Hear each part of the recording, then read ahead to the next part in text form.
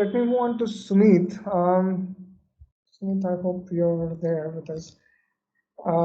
So again, we have one more very interesting session and a topic that is actually very relevant to what is there in the industry currently. So to introduce Sumit, he's a top-notch automation engineer who has worked with marquee companies like Samsung, Reliance Jio, Electronic Arts. He currently works as a senior automation engineer at Vodafone. He's also a ATA volunteer and a steering committee member. He strongly believes in always keep learning and contribute back to society. He has a very unique topic indeed for the day and a very relevant topic. It is how to leverage Ansible along with Selenium automation. While I will leave them to discuss this at length, I'm sure you have something to learn today. Over to you, Sumit. Thank you so much. I hope you can see me and you can hear me, Sundar and everyone. Yes, we can see you, Sumit. Okay, sure. So thank you once again, ATA community and everyone for joining the session, and most importantly, all of you who are coming over the weekend, looking forward to learn something. I mean that's really fantastic to see so many members spending their time on weekend for this learning. And specifically for ATA, we always believe the source of knowledge, not only just the knowledge, but the source of knowledge. And I think that's what I see amazing session throughout the day. So I wish all of you that you are in a good health, you are safe, and a very good learning session throughout the day. Thank you once again, ATA. And maybe if you allow me, let me share my screen and let me know once you can see it. So just give me 1 minute and then let's get started. Okay, I'm sharing my screen. If Sundar, if you can just confirm if you are able to see. Okay, yeah, let me just all right, so I'm just sharing my presentation. And so what exactly we are gonna talk today? We are gonna discuss about what exactly is the Ansible.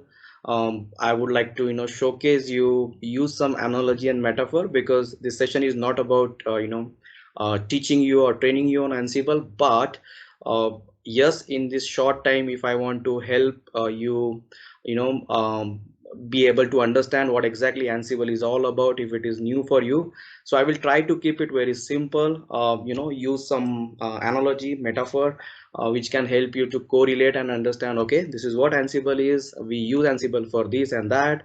And I think, I'm assuming that we all know about Selenium, we know about automation. So then the interesting thing is, why Ansible and Selenium together, we are discussing today. What exactly you can take out of this together, and then some of the problems which I've thought to share with you and how they can be resolved while combining both of them period smartly. Okay, so now when we talk about this, I will also go for a kind of a demo, so that I'm sure that we will fold this in a two session, where initially I would possibly be taking 10 minutes or something just to help you ready with Ansible, what it is, so that you will understand all different things which I am talking in correlation with Selenium. And then when I talk about Selenium, again, there could be a few of the terminologies which might be new for you. For example, let's say cloud formation or S3 bucket or EC2 instances and so on. But again, I will try to keep it simple so that you get most of the things out of this session. And then, you are feel free to, go read and have more deep understanding for those particular subject, right? So moving on to first of all, Ansible. What exactly is Ansible? So basically, in a nutshell, in a quick summary, Ansible is an open source, yes, maintained by Red Hat, configuration management tool. Okay, when I say configuration management, I'm just now emphasizing this word because yes, it can do orchestration or all, but tools are and things are specific for specific actions. Ansible goes for the category of configuration management, provisioning, but if you want to do orchestration, then you might go and land up with CloudFormation or Terraform, something like that. But when we talk about Ansible, basically how it works, that's what we need to understand. And I think when I use again the word configuration management, Just try to understand with a simple example. Let's say I want to, somehow do Chrome browser installation on Windows. I have another flavor of, let's say, CentOS or something else, and then what I need to do is I want to control all my host system. So on the diagram, on the architecture, if you see the host system, let's go anti-clockwise. You have host 1, 2, 3. Consider host 1 is Windows, host 2 is Windows, host 3 is any of the Linux flavor. What I want to do is I want to control it and do a configuration management. It could be anything: installing software, doing a configuration management, deleting software, doing some configuration, creating Docker images. It could be anything, but I want to do it from one of the particular server. That's what we call as an Ansible node. So Ansible node take care of doing your configuration management on different host system. It talks via two things: SSH or WinRM. SSH for Linux flavor. If it is Windows based operating system, then you need to have WinRM. A simple thing here, just to explain, people might be asking or wondering how it work on Windows. It is very simple. Yes, there is a little bit catch here. You need to have your Windows services for Linux enabled. You need to have your WinRM enabled. Once it is there, then you just need to have your Ansible, let's say in Ubuntu or any operating system, and you are there. You no need to take care of doing setup or things into the host environment. Ansible will do job for you. And now after we go to down left side, playbook and the modules, these are nothing but, you consider this as your programming code, your scripts. Here you are writing some of the code which exactly we call as a playbook. These are your script.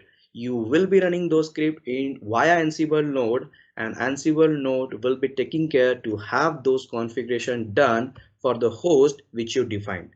And just try to understand, if it is a configuration management tool, definitely it would be having all those syntaxes and things available for us, which is nothing but the inventory, where I would be trying to mention that, okay, I need to group my host 1 into this, group B will be having host 2 and 3, and I will be specifying this all information in some xyz file. That's what we call an inventory. Playbook will look for the inventory. Playbook will have some instruction mentioned into that, and depending upon the inventory host information, it will just do the task for us. So that's a very, very simple architecture, how exactly Ansible works. Okay, but again, what we will do, we will go for a quick small demo so that it helps you to understand what exactly we are talking here. So allow me, if you can see, okay, let me just minimize my slides, show you here something. I hope you can see two terminals here. One is what I am showing, Ubuntu, and if you see here, it is nothing but my Windows command prompt. I hope you can see both of the screen. Okay, right. Sundar, if you can just confirm both things are visible. No, you're not able to. You're not able to see my Ubuntu and command terminal for Windows. Yeah, we can. Okay, okay, okay. Maybe I will minimize this so that you can see only these things. Okay, I hope now it's better. All right, so what I'm just trying to do, right? So whatever we have seen just now into the slide, right, what I want to show you is that this is my Ubuntu terminal. Okay, this is my window, and you consider this as my Ansible node. So I have here, just for a demo purpose, from this Ubuntu system, I will try to not I will try to control my Windows operating system for a configuration management, and we will be looking just few examples so that you understand whatever we are talking on Ansible. Then only it will make sense to help you understand where Ansible fits for Selenium. Okay, now if you see here on this particular command, if I just show you the IP, so see, this is what my IP is. So 192 ending with .12 is what my IP for my Windows terminal. I am closing. So now you can understand, when I will be firing few instructions from here, they are coming to this IP. Okay, now let me a little bit maximize this. Okay, and now I'm firing one command just for you so that you can see that I'm just doing hi to my Windows, and let me just put my password here.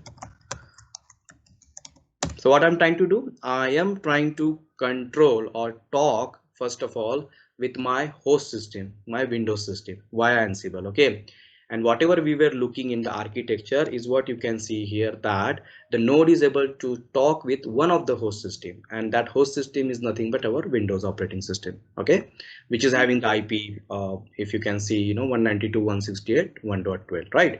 So I got a success message saying yes. No need to go in the technicality of Ansible. I mean, if you want to learn that, I mean, there are few videos available of me also. There are plenty of things available on Google, but just try to understand, okay, what here we are trying to do. We are trying to see configuration management, and that is how Ansible does the task for us, right? Now if again we try to go for this particular slide where we were talking about inventory, we were talking about playbook and all those things. In a quick example, I'm sure I can help you just to understand and again use analogy. So just let me use another command here just to show you. Okay, let me show you host file first of all. Okay, so here see, this is basically the area where I am mentioning for Ansible that these are the host which I need to communicate. Okay, it's very simple. I mean, just try to only understand from all these things which I am showing how simple it is. It is not a rocket science. I am mentioning into the Ansible that I need to interact with one of the host system. I call it as a win host, and this is the IP. So now just try to use the same example, connect the dot. If I want to interact with three systems, I will start putting those IPs here. Okay, and then I'm just mentioning for my Windows what is the username, password, the way of communication we discussed. For Windows it is WinRM. And then I just want to ignore some of the certification validation, so I'm keeping it as ignore. And then there are plenty of information available here, guys. Will not go in detail, but you can take the example and you can understand. Host informations have been mentioned in this particular file, and that's how it is doing the job for us, right? So you might be having few questions how it is happening. We will come to that later, but for now this was important file which I wanted to show you. Okay, now quickly we will go to one of the first demo, and then I will show you how simple it is. Okay, so I'm using just one and the extension YAML is nothing but the playbook extension. So the code which I have written, I am running. What I am trying to do that in sense of configuration management, what I'm trying to do, I have created here a folder. I hope you can see this also, and you can, yeah. And if you can't see, just let me know, because it's a little bit new for me the platform wise. So what I'm doing is here, I am just deleting this file. If you can see what we are gonna do when I'm showing you this, I would like to copy. Let me minimize this a bit so that we can see live action. Okay, all right. And now if you guys see here, what I'm trying to do is I want to copy a file. I have one file which is placed on my Ubuntu. I want to copy that file from Ubuntu to this system, which is our host system, the Windows, right? So I have created a playbook. I will show you that also in soon, but just now just see how the magic happens. So I'm just trying to run. If I run this code, you should be expecting a file to be copied from my Ubuntu to my Windows. So all right, let's go. I am running this particular program, and it's doing some fact checking and everything. We already seen communication was fine with our win host, which is my Windows IP, and now it is doing the task which we have asked for, right? And if you see the magic, like, not a magic, that's what it is for. The demo file has been copied from my Ubuntu to my Windows operating system without anything, right? I wanted to show demo first so that you would be surprised if you are looking it first time how simple it is. And if you have not seen it, really this is time to go and look for these amazing things into the configuration management, because they are really amazing, and that's what I can feel for. Now I wanted to show you this particular file, right? I mean, the most important thing which everybody should ask is, so far it was pretty simple, but how many lines of code is there to do a copy, right? And if I just show you a code, if you can see in my screen, It is just a very simple code. What I'm mentioning here again, will not go into Ansible because that's a different topic. What is task, what are roles, what are the different modules of Ansible building block. But again, we'll try to keep it simple just so that you understand the next topic, how when we connect this with the Selenium. Okay, now I'm just mentioning here a host as my bin host, which is nothing but that IP which we have added into that particular host file. So from this Ansible or this particular playbook, sorry for that, we'll understand that okay, I need to do some tasks. What are the tasks? The tasks are copy the file, comment, copy file, and I'm using a module which is already developed for us, and these are the window copy module, and that copy module takes two instruction. Okay, where is the source from where you need to copy a file? It was there in my Ubuntu as a name demo file.txt. Where you want to copy? I want to copy into this particular area, and this area where this area is present, this is present in the win host, which is nothing but that IP, right? So a simple few lines of code have helped us to do this job for us. So I think the first 10 minutes I wanted to take on Ansible to show you how simple it is. So now let me just close this file, okay, and go back to our slide. We will again come back if there is any question or doubt here. So after first thing, I just wanted to show you the architecture, and I think all of you can see once again the slide. After the architecture, I wanted to quickly show you and try to show you so that you can quickly collect or connect all these things if it is new for you. Ansible, host, playbook, how the things are happening. And now the question should be why Ansible? Okay, only for configuration management. Then we will have another question, why Ansible? Sumit is talking about Ansible and Selenium, right? So because it is a configuration management, right? But let's see why we are talking on this. Now the next thing which we were supposed to discuss about was why Ansible, right? So just now whatever we have seen, I think you can try to connect the dots, like it was very easy configuration management, right? So one simple task we did. Imagine there are a lot of things like doing setup, doing the configuration, whatnot, and we will see that just now. In upcoming slide you will see why I'm talking a lot about this simple architecture we have seen just now. It's very plain architecture. The most important thing, agentless, right? I have not done anything for Ansible on my Windows operating system, right? I just install Ansible on my Ubuntu. I did a setup. Yes, Ansible needs something like WSL or WinRM to be enabled, because that's how it communicate, right? But we are not doing anything on my Windows. So imagine if you have host, you have one XYZ operating system, another host is somewhere else. No need to bother and have the headache of how the things will happen. Okay, Ansible will take care of all those things. By the property, somehow I should have kept that above, which is desired state declarative. What it means, Ansible listens instruction and Ansible does job for us without taking a pain. You no need to bother about how the things are getting done. They are all wrapper for you. If you want to learn, you can go and deep dive, but there are a lot of modules, plenty of things available, and Ansible is so mature that it will take care of, okay, instruction is copy a file. I will do the task.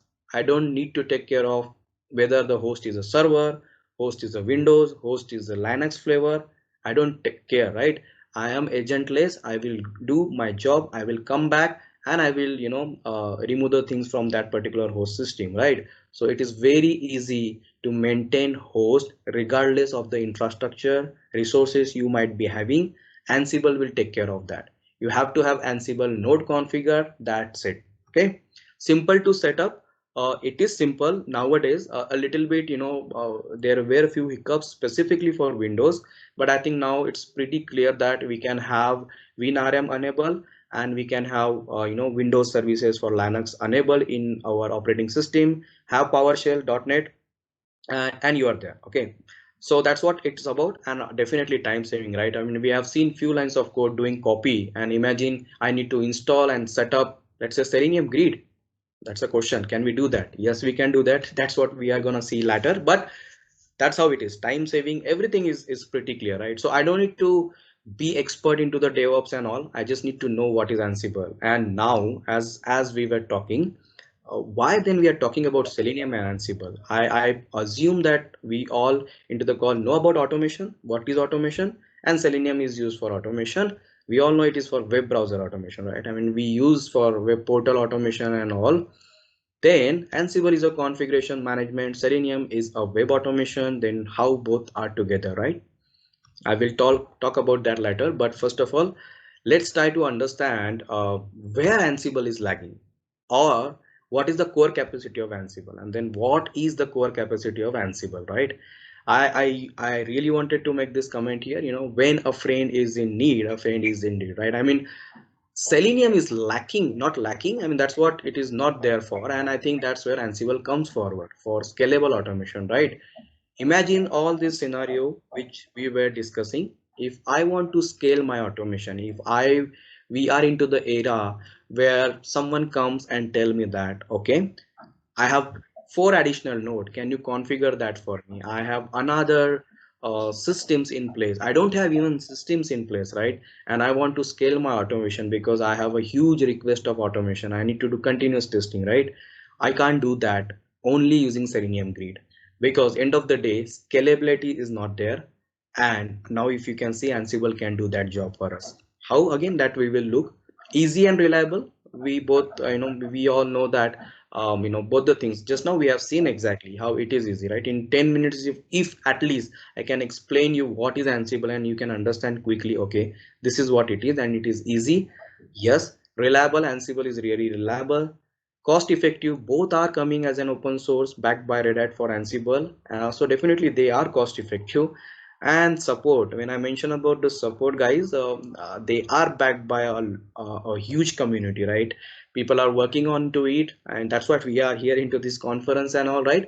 So they both are supported and lot of informations are available for them, right?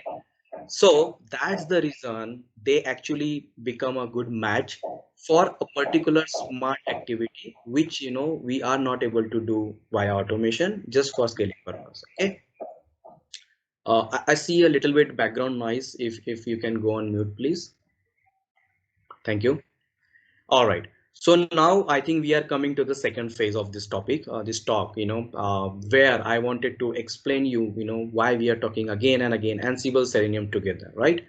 We really know that when we are into the automation, and nowadays when we talk about distributed automation, where everybody is looking forward for faster execution cycle, they want a cost effective solution, they want to have a big coverage covering browsers, different environment, operating system, DevOps, right? Continuous testing. In that case, as soon as your scripts are ready, you have Selenium Grid. I'm just taking that example only. In that case, you actually end up with few of the challenges, right? And that's what I wanted to share. Once we know the challenges of the scalable distributed automation, then it will make more sense to try and use all these analogies and metaphor, why Ansible will help and where it will help, right? So Selenium, or I would say specifically for distributed automation, which is nothing but the Selenium Grid, right? So I will talk about Selenium Grid, which is nothing but again, a smart proxy server, which uses JSON formatting, having a hub, a different node setup, and via that JSON format, multiple nodes will be registered, and you will fire command, and it will do job for you, right?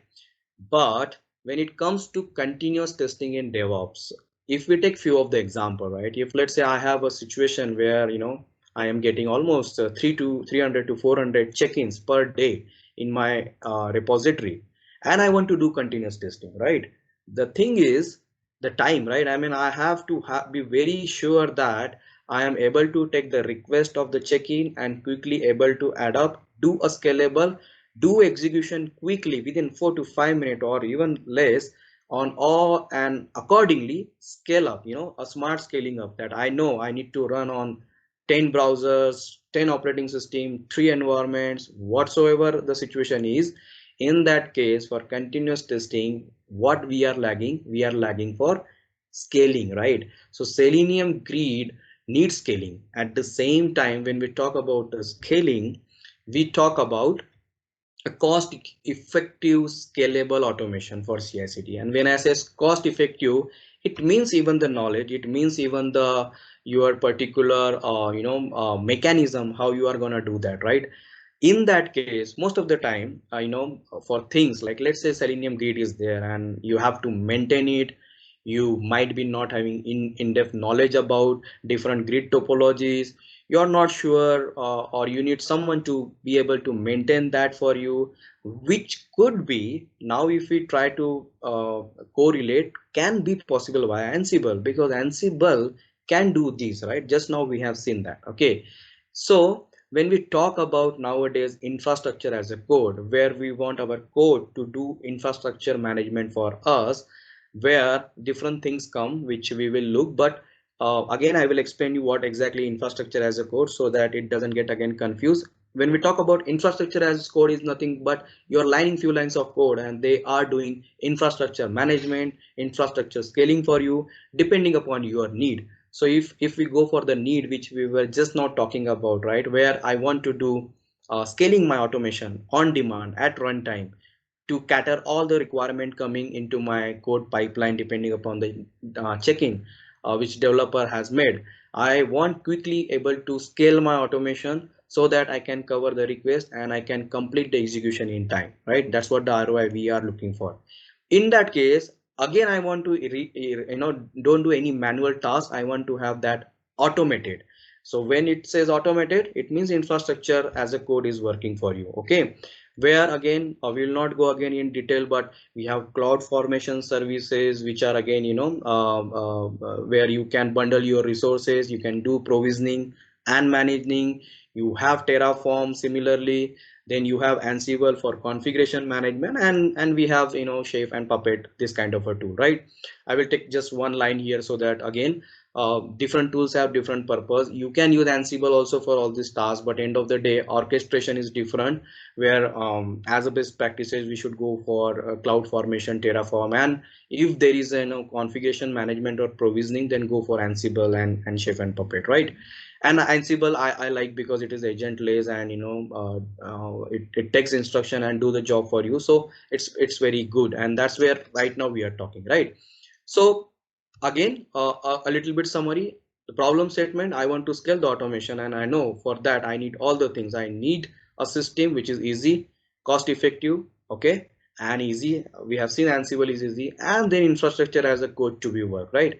These all things are now making sense if I able to help you understand what problem statement is. I want to do pre-test preparation. That is also something, right? We want to set up a browsers. We want to set up, let's say a grid. We want to set up some file, or any infra in the sense, which is nothing but your test data, or prerequisite for your test execution. All those sort of thing also are possible via this test preparation.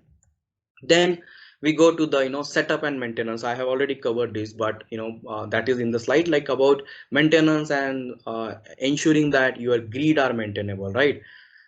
If just now we have seen the example of coffee file, now you try to ask question that, okay, can Ansible do Selenium grid setup for me? And if it can do, then why I need someone to do grid maintenance, grid setup for you? Even knowledge is not required if he or she are aware about the Ansible core building block, like Ansible role. We can go and use this role for, let's say, Selenium grid, fire a command from Ansible to a host, and on that particular host team, Selenium grid is ready for you. You don't need to write us things maintain, whether it's a week, days, month, year, it will be maintainable, right? You have a very stable Selenium grid on different host system, and of course scalable depending upon you have infrastructure as a code implemented, right? Then on demand setup, cost effective. Whatever right now we are discussing on slide is about Ansible, open source Selenium grid, and all this thing together can do a magic for us, right? So that's the reason. Now I hope it will make sense for you to understand why this topic I have brought is about understanding that configuration management is something, infrastructure as a code is here. We have to have scalable automation. And when we talk about Selenium has its own limitation. After grid, the scalability is not there, and that's where friend Ansible comes to Selenium, rescue there and do the job for us, right? So if I quickly summarize in next few minutes how it should look as a solution for us, right? So in the real world scenario, this is just an example, illustrative example, just to let you know exactly how it will look in the real life example. Let's say you have a cloud formation, again a service which we just now talked. You have your S3 buckets where you have all this Ansible playbook, the files added there. Now what it will happen, you will create your EC2 instances. Again, it is just a service for you. In that we know Docker and container concept, right? So again I will take one line. Docker is nothing but your platform as a service where you can do operating system level virtualization, and container is nothing but Docker container. So Docker works with the container, which is nothing but the standalone or lightweight images, where you will be having this setup which we were just looking as a Selenium hub and node configuration. So if you want to understand this diagram, let's say cloud formation is creating at runtime scalable different EC2 instances.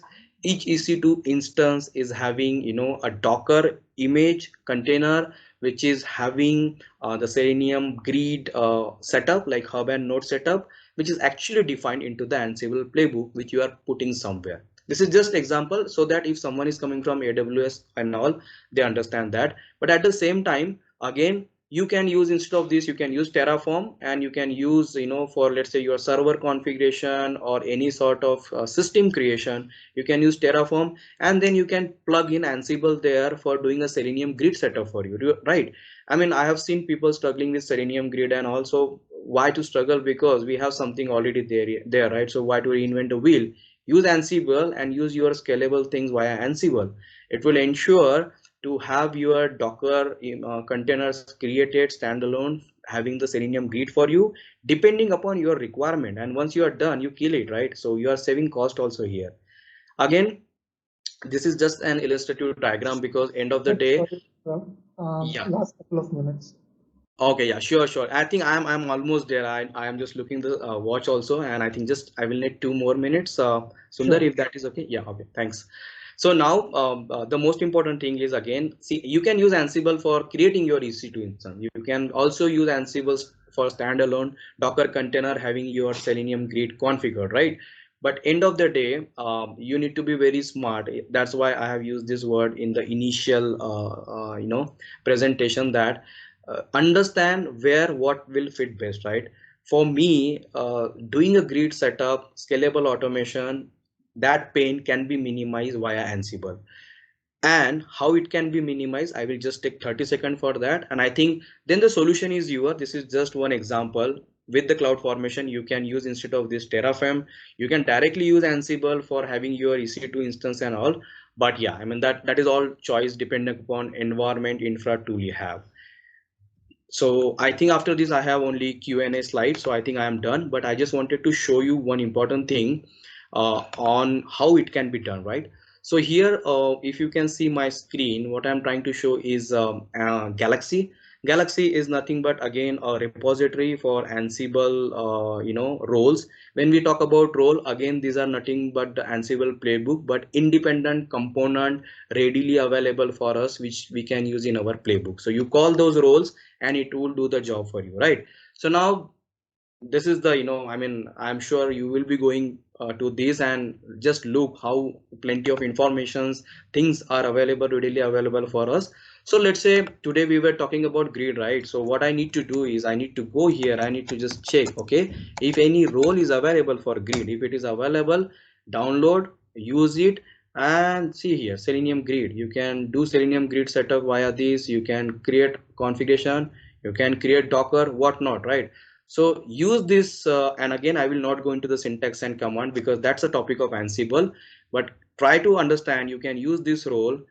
We have seen one copy file, YAML file. Similarly, you can call this role into that file, and then you can define on the host system. It could be local host, it could be the cloud environment like EC2 instances in CloudFormation or Terraform, where you can start configuring your grid depending upon requirement on demand.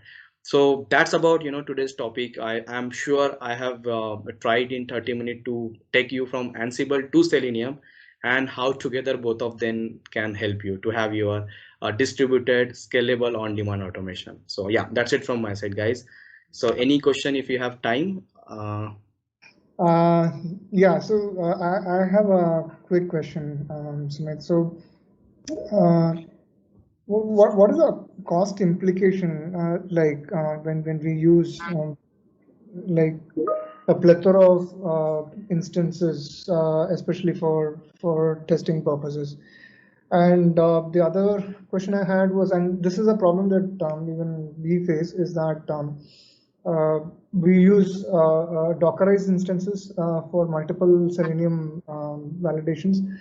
Would you kind of recommend moving to Ansible with Selenium Grid? Will that kind of help us in reducing the memory footprint that we are actually facing with the Docker-based Absolutely. validations? Absolutely. Yeah, I would definitely recommend. That's the reason when I have went through all those problems, and I'm pretty much sure it is very light. Docker itself container is a lightweight.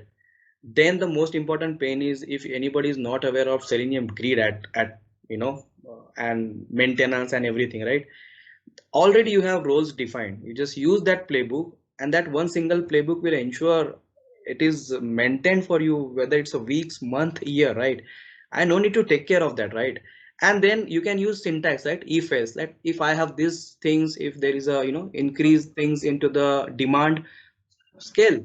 If it is not there, don't scale, right? So I think I really failed for scalable automation, distributed automation, which is a pain.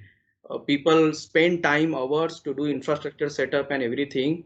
I mean, we have system tools to do that job for us, so let's do it smartly. So that's the reason I was using word smartly. See where you want to do scalable thing, and you have infrastructure as a code written, and use Ansible for that. So that's it. Yeah. Do you have a sample code checked in somewhere? Not at the moment, but I can share. And even if you want to see just the Selenium grid setup, I think that's the reason at last I was showing on the Galaxy where you have the roles available. So there are plenty of role, not only for grid. In fact, the browser setup, headless mode, right? I want to fire a command on this host. Let's use execution into the headless mode, not in another one, right? You can do that. And the writing the playbook is very easy. I really like the way Ansible works. It's very easy. I mean, you don't need to be a very good, a lot of programming knowledge. Just have basic syntax understanding and do what is recommended. That's it. I just maybe we'll take a quick 30 seconds. There's a question from Surya Chit. Could you suggest infra for Selenium with Java and Ansible Docker without AWS Cloud? If I understand the question, we are talking about for infrastructure management, should we use Ansible? Is that correct? No, he's asking for an alternative instead of using AWS. And Surijit, if you want, you can just come and ask directly. So basically what he's asking is, could you suggest infra for Selenium with Java and Ansible Docker without AWS Cloud?